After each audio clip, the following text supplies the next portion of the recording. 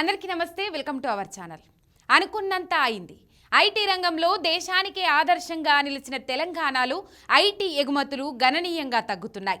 IT రంగం ప్రస్తుత పరిస్థితులపై మాజీ మంత్రి కేటీఆర్ ఎక్స్ వేదికగా వివరణాత్మకంగా కుండబద్దలు కొట్టారు.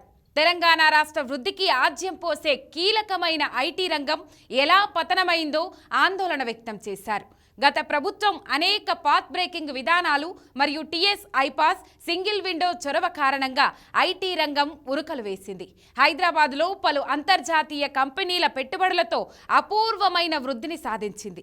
గత 6-7 సంవత్సరాల్లో ఐటీ ఉద్యోగాలు ఏ రేంజ్లో పెరిగిపోయాయో అందరికీ తెలిసిందే.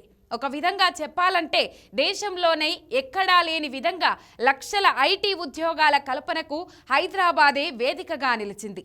ఐటీ ఉద్యోగాల పెరుగుదలలో ఐటీ ఎగుమతుల పరంగా బీఆర్ఎస్ ప్రభుత్వం, అప్పటి ఐటీ శాఖ మంత్రి కేటీఆర్ సాధించిన ప్రగతి అంతా ఇంతా కాదు.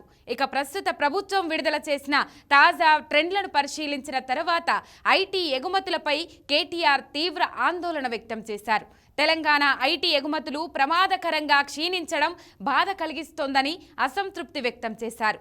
తెలంగాణలో కొత్త ఐటీ ఉద్యోగాలు 1/3 పడిపోయాయని స్పష్టం చేశారు. ప్రభుత్వం మారిన తర్వాత ఐటీ ఎగుమతుల లెక్కలతో సహా బట్టబయలు చేశారు. ఐటీ ఎగుమతుల లెక్కల ప్రకారం చూస్తే 2022-23లో 57,706 కోట్లయితే 2023-24లో కేవలం 26,948 కోట్లు మాత్రమే ఉందని కేటీఆర్ తెలిపారు.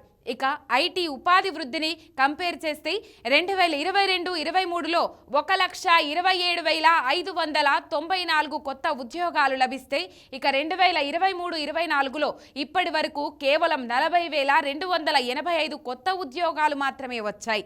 ఐటీ రంగం మళ్లీ పూర్వ వైభవానికి కేటీఆర్ పలు సూచనలు చేశారు. ఐటీఎస్ రంగానికి ప్రాధాన్యత ఇవ్వాలని మరియు పాలసీ కొనసాగించాలని కాంగ్రెస్ ప్రభుత్వాన్ని కోరారు.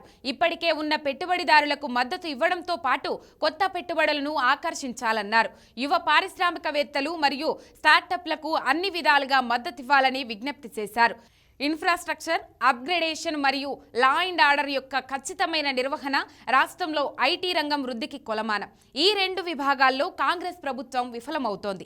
దీంతో ఐటీ రంగంపై తీవ్ర ప్రభావం పడుతుంది. కాబట్టి దీనిపై దృష్టి సారించాలని కేటీఆర్ ఎక్స్ వేదికలో ట్వీట్ చేశారు.